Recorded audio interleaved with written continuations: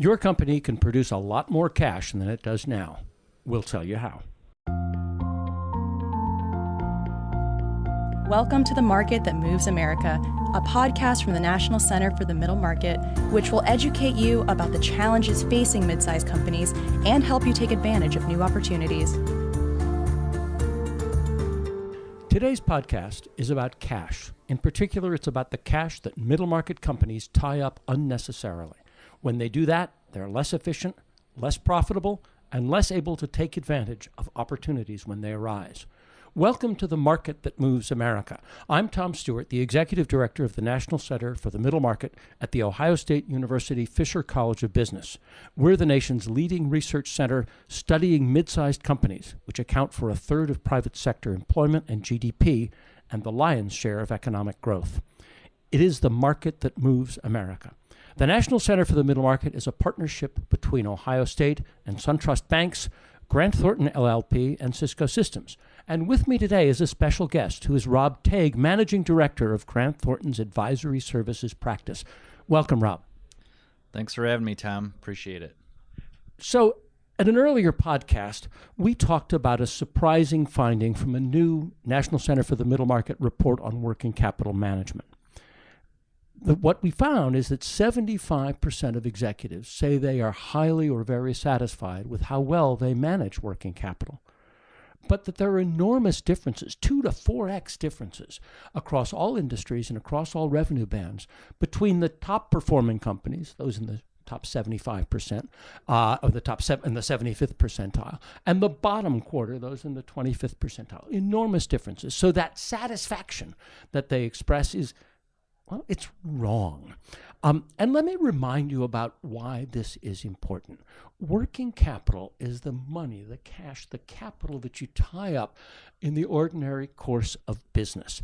It's money that a company uses. It's the float between payables and receivables. It's money tied up in inventory or in in-progress inventory that isn't yet sold. I like to think of working capital sort of like the gas that's in your car.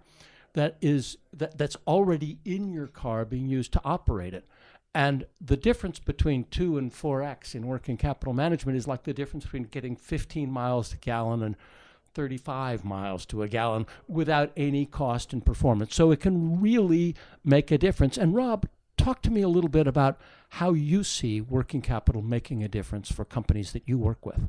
Sure. Well, I think as you had referred, working capital is really all about the cash, right? So to optimize your working capital levels will free up additional cash for your business, so you can invest that in growth, product development, expansion opportunities, capital improvements.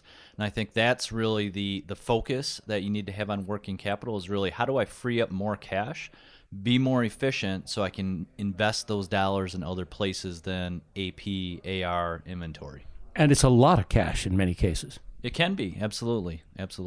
One of the things that we found in our study for the NCMM that Rob was very helpful in developing is that a company that really improves working capital management can often free up more cash in the course of a year than its annual revenues, an almost mind-blowing fact. But it really can be a significant contribution to my ability to get more money to run my business or invest in growth. That's correct. It really depends on what type of industry are you in, where are your dollars tied up. So if you have heavy capital requirements, heavy inventory, you're certainly going to have a lot more tied up. If you think about payment terms, cash receipt terms you get from your customers, again, those vary widely between industries. So again, some industries have quick churn cycles. Other ones, you have to tie up a lot more money in inventory, longer lead times, and it takes longer to collect your cash. So one of the mysteries to me in this study is why companies seem to be satisfied with performance that's mediocre. And I was thinking, for example, that there are companies, mostly smaller companies, where they sort of take pride in writing a check to pay my bills the day the bill comes in. What's wrong with that? Well, again, going back to the investment theme, it's where do you want to spend your dollars? I think when you look at middle market, especially on the lower end, a lot of these are family-owned enterprises. A lot of those companies are run, as you had said, virtually like a checkbook. Cash comes in. If I have enough in the bank to pay my bills, let's get those vendors taken care of. And that's how I assess how am I doing in the business. I think as those businesses grow and become more sophisticated, that gets to a point where you really have to focus more on the cycle of your cash and where it's flowing. How long is it tied up? Where do I lodge those dollars in inventory, et cetera? And I think you have to take a step back and begin to do further assessments of where do I stand? Am I best in class? And one of the challenges is if I'm a middle market company, how do I compare myself? Many companies will compare year-over-year changes and say, well, I've got higher or lower levels versus last year, so I'm doing pretty good. The key is to, again, step back and say, am I doing better than my competition? Am I doing better than the industry as a whole? And I think that's where you garner additional insights that will really vet out, are you doing a good job or not? So when you guys at Grant Thornton, your auditors, your tax guys, you're also advisors, when you guys go into a company to sort of do that kind of diagnostic, where do you start looking? Yep. So we look at a number of different areas. I mean, we have a trifecta of initial points, which is people, process, technology. So we'll look at, from a people perspective, it's more about human capital. What are your resources? What are the levels of training? What's your culture like? Is it focused on cash? Process really goes to how do those people work the payables, the receivables, inventory? How can the processes be streamlined to bring down or bring in more efficiencies? And then from a technology perspective, which is your tools, it's really, do you have the latest technology, the most efficient? A lot of these companies may be on systems that are antiquated, not as sophisticated systems, say QuickBooks. They don't have the potential tools available for really high-level inventory management. It's really about, if I'm short, I'm going to order some materials and those come in and then I produce my goods. So what you're saying is, in a sense, at the lower end, particularly, companies have informal systems, pencil, paper, calculator, and an abacus that was good enough, or seems to be good enough to make sure I don't run out of cash this week or this month, but is not good enough to maximize the opportunity. Yeah, I think it's all about enhancement, right? So these businesses have grown over the years. Again, they're always looking internally, how do I make things faster, cheaper, better?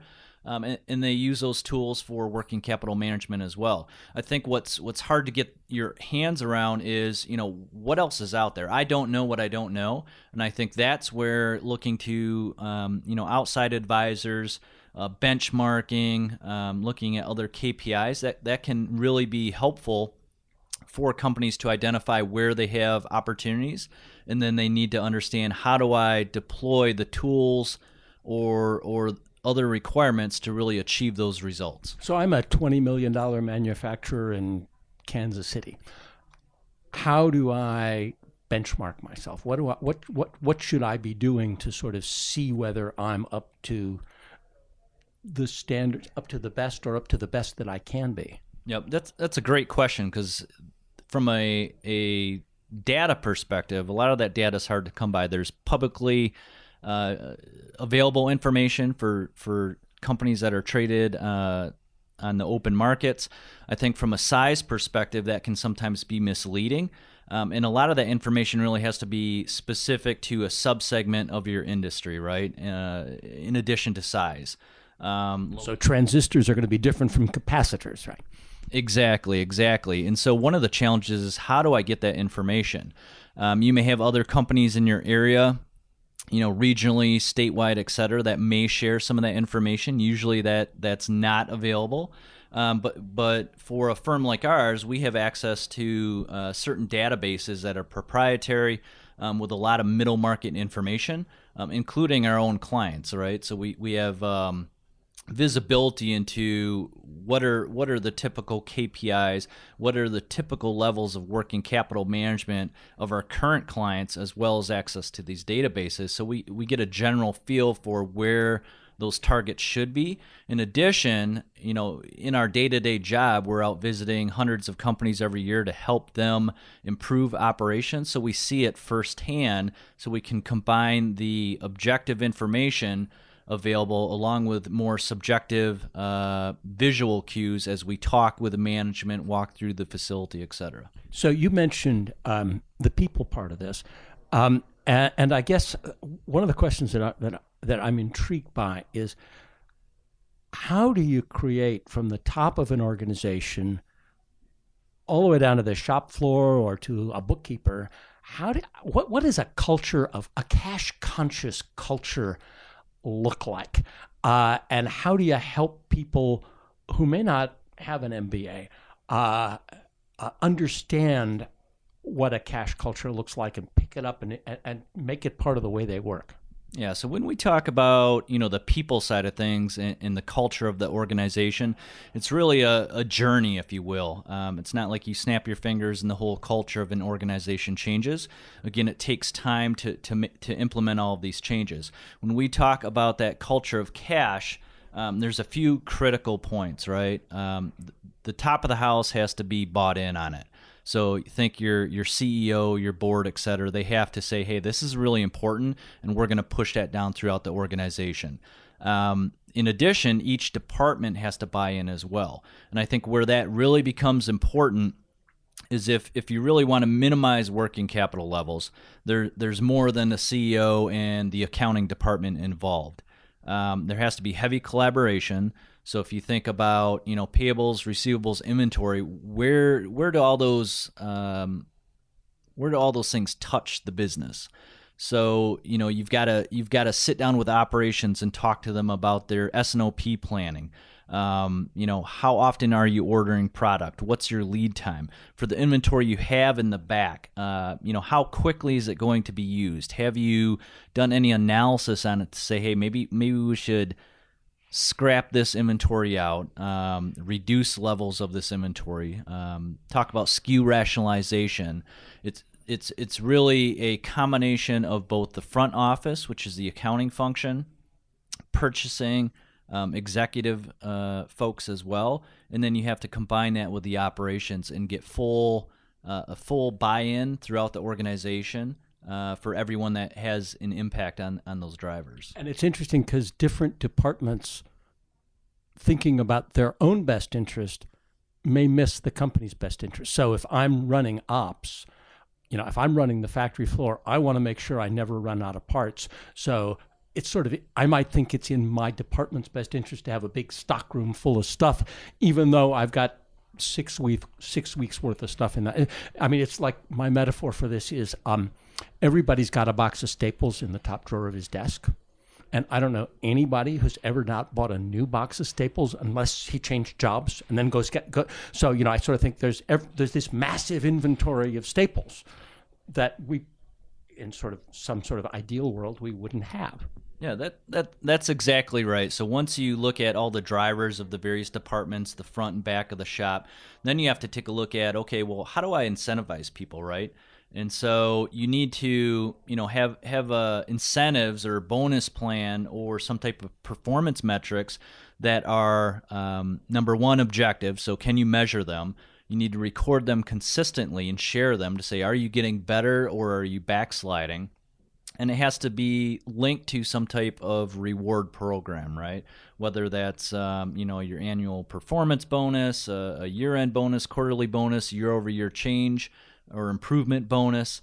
But that should be a part of your overall compensation package. So again, you look at, I've driven the concept through my culture.